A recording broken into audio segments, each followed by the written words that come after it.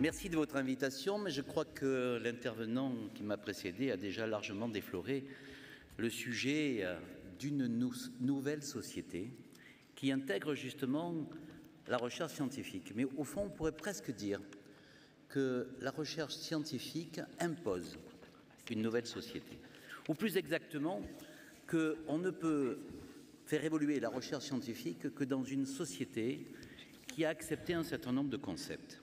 D'abord, une certaine vision du monde, et donc une certaine vision de l'homme. Avec modestie, mais en même temps avec fierté. L'homme dit « je ne sais pas tout, je sais que le monde est complexe, mais aucune vérité ne m'est révélée. Et donc je dois moi-même la découvrir. » Cet élément-là est un élément qui suscite deux moteurs. Le premier moteur, c'est la curiosité. Lorsque j'ai travaillé à un moment donné au CNRS, il y avait cet appétit de savoir, cet appétit de comprendre, cet appétit de découvrir. Mais découvrir, ça n'est pas toute la recherche. Découvrir, c'est au fond chercher comme cherche un chercheur d'or à l'intérieur d'une rivière et tout d'un coup de découvrir une pépite. Je découvre quelque chose qui existe et désormais je l'intègre dans mon patrimoine collectif du savoir. Et comme je suis homme, je suis capable de transmettre ce savoir et donc de faire progresser l'humanité. Mais plus que la découverte encore, il y a le génie de l'homme, son invention.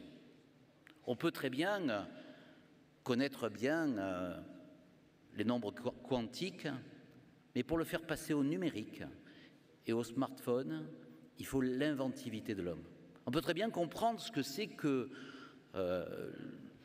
la thermodynamique, mais pour le faire passer au moteur à explosion, il faut le génie de l'homme. Et donc, la première base, c'est de se dire que l'homme a ces deux moteurs à l'intérieur de lui, qui font partie, presque, de son ADN sociétal. Il a envie de connaître, c'est sa curiosité, et en même temps, il est capable d'imaginer, et c'est les deux éléments qui permettent aux chercheurs de trouver. Le deuxième élément, c'est de se dire que peut-être ce monde n'a pas de sens. Et moi qui suis très camusien, je serais assez porté à le croire. Mais en même temps, il a une cohérence.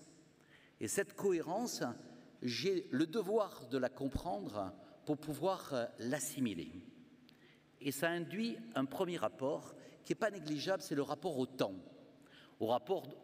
qui passe. D'abord parce que ça fait croire au progrès.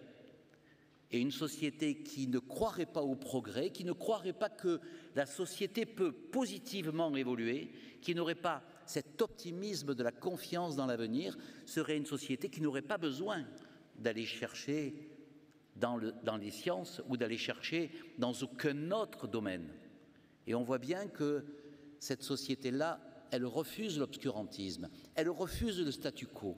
C'est une société qui, obligatoirement, pose le dogme de la liberté, qui est justement de nier tous les dogmes. Nous sommes dans une société du temps court, et la recherche est une société du temps long. Or, nous sommes dans une société de l'immédiat et des médias. Et si vous regardez la recherche scientifique telle qu'elle nous apparaît sur les écrans télévisés, c'est toujours la victoire ou la profonde défaite. Ou bien c'est la victoire parce qu'on a découvert tel ou tel médicaments, ou bien parce qu'on a découvert telle ou telle technique, ou bien c'est la catastrophe, parce que tel médicament a entraîné une mortalité. Et donc, cette vision un peu manichéenne qui fait que les médias, dans l'immédiat, ne font appel qu'à l'émotion, détruisent ce qui est la base de la recherche scientifique et qui est la raison. Et la raison, forcément, s'oppose, elle aussi, à cette société de l'émotion et de la simplicité. Parce que, comme l'a excellemment dit mon prédécesseur, effectivement, ce monde est complexe. Et accepter la complexité, ça veut dire accepter ne pas tout savoir, mais accepter aussi la diversité qui est la sœur de la complexité. Je ne vous vois pas très bien, mais si je vous voyais bien, je verrais que vous êtes tous différents. Et je verrais en même temps que, et pardon de l'affirmer, nous sommes tous imparfaits. Et peut-être que si nous étions tous parfaits, nous serions tous les mêmes. Et peut-être que si nous étions tous les mêmes, nous aurions perdu cette diversité qui fait notre humanité. Et peut-être que notre imperfection est justement la marque de notre humanité et que cette imperfection, elle est la richesse de notre diversité. Et puis, si on va un peu plus loin, on se pose la question de la méthode. Et c'est intéressant de réfléchir à la méthode scientifique parce que la politique s'est souvent affranchie avec les médias de la méthode de l'évaluation. La méthode de l'évaluation, on évalue très bien un médicament. On sait toutes les phases par lesquelles il doit passer, on sait le temps que cela prendra. Par contre, le politique, lui, il a tendance à rétrécir et à simplifier le message. Et quand on simplifie le message, forcément, on le dénature, puisqu'on ne peut pas parler de choses simples, de choses complexes, avec des mots trop simples. Alors, qu'est-ce que c'est que le chercheur d'aujourd'hui ? Bien, si on regarde l'image que la société s'en fait, eh bien, c'est professeur Nimbus dans son laboratoire qui va découvrir, probablement par hasard, parce que les scientifiques, un philosophe disait que les scientifiques trouvent ce qu'ils n'ont pas cherché après avoir longtemps cherché ce qu'ils n'ont pas trouvé. Mais le hasard, oui, ça peut être une boîte de pétri sur laquelle on voit que les microbes ne se développent pas parce qu'il y a un petit peu de moisissure, mais c'est l'intelligence aussi de comprendre que ce phénomène-là peut faire découvrir les antibiotiques. Mais ça peut aussi être l'idée simple que notre raison doit être évaluée dans un monde ouvert. Et ce monde ouvert, il est un monde dans lequel, effectivement, les connaissances scientifiques, comme les connaissances tout court, vont diffuser. Et plus encore que cette diffusion, il faut en faire la sélection. Et j'aime bien le concept qui a été développé de la complexité avec la précision, parce que dans l'immense complexité des données de la science aujourd'hui, qui sont incommensurables, il faut trouver juste l'endroit de l'interface. De l'interface, pourquoi ? Moi, j'ai la chance d'être député d'une circonscription dans laquelle il y a la technopole de Sophia Antipolis. On appelle ça la fertilisation croisée.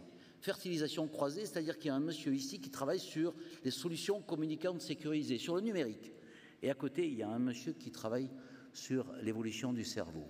Eh bien, quand les deux hommes se rencontrent, eh bien, ils arrivent à trouver des solutions innovantes parce que l'innovation et la découverte et la modernité se trouvent jamais à l'intérieur d'un système cloisonné, ils se trouvent dans la confrontation des sciences. Et donc, les découvertes doivent être conçues dans une recherche scientifique polyvalente parce que c'est l'enrichissement de l'autre science qui apporte l'avancée de la science précise. Et puis enfin, évidemment, je ne peux pas éviter de vous parler de l'éthique, puisque l'homme est objet de recherche pour l'homme. Et donc l'homme, sujet par définition, se considère comme un objet et s'extrait de l'individu pour le regarder comme un objet de recherche. Objet de recherche, bien sûr, avec un objectif qui est un objectif noble, c'est à la fois d'améliorer la qualité de vie, d'améliorer la durée de vie et d'améliorer l'ensemble de la qualité de vie et de la durée de vie de l'humanité. Mais pour autant, il y a un moment où l'homme devient objet. Est-ce que pour autant je dois limiter la recherche scientifique ? Certains disent, eh bien, on va interdire la recherche dans tel domaine. On ne doit pas interdire la recherche. La recherche, elle fait partie de cette curiosité, de cette force qui anime l'homme et qui fait qu'il a envie, comme le dit Camus, de détruire les tyrans et les dieux. Et dans cette vision qu'il a, justement, de s'approprier le monde, il faut qu'il ait la liberté de découvrir et de chercher. Est-ce que pour autant, tout ce que l'on découvre est positif ? L'obscurantisme d'aujourd'hui n'est pas l'Église catholique. L'obscurantisme d'aujourd'hui, c'est la peur de l'avenir. C'est cette peur de ce que je respire, de cette peur de ce que je mange, de cette peur de l'autre, de cette peur des différences. Eh bien, si on veut tuer les peurs, eh bien, il faut qu'on ait la capacité de dire tout ce qui est possible n'est pas humainement souhaitable. Tout ce qui est techniquement et scientifiquement possible n'est pas obligatoirement humainement et mondialement souhaitable. Alors oui, je viens et je pose en termes d'interrogation la question de savoir si je dois développer telle ou telle technique. Est-ce que je dois savoir comment on clone ? Oui, je dois le savoir. Est-ce que je dois cloner l'humain? Non, je ne dois pas le faire, parce qu'à ce moment-là, je me détruis moi-même dans la recherche qui, effectivement, a perdu la raison. Au fond, tout se résumerait au fond à une vision, et ce n'est pas un hasard si Roselyne Bachelot arrive au moment où je parle de Faust. Voilà.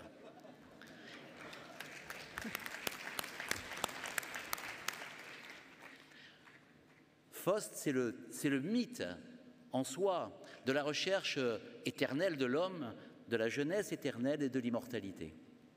Dans cette recherche, il y a un fond de culture grecque prométhéenne. Nous sommes les hommes, mais un jour un titan, Prométhée, considère que les hommes ne méritent pas le sort des animaux et qu'ils méritent de découvrir le feu de Dieu, c'est-à-dire la technique. Et il vole le feu aux dieux, il le donne aux hommes. Il en est puni parce que dans la Grèce antique, l'hybris, l'orgueil, est toujours puni. Et donc il est attaché à un rocher et le foie se régénère au fur et à mesure que le vautour le dévore. Et là, dans la culture grecque, ça veut dire ne te prends pas pour un dieu, reste un homme. Et il y a une autre vision qui me paraît plus saine et plus actuelle, peut-être plus moderne, c'est celle d'Ulysse qui refuse à Calypso qui le lui propose l'immortalité et la jeunesse éternelle.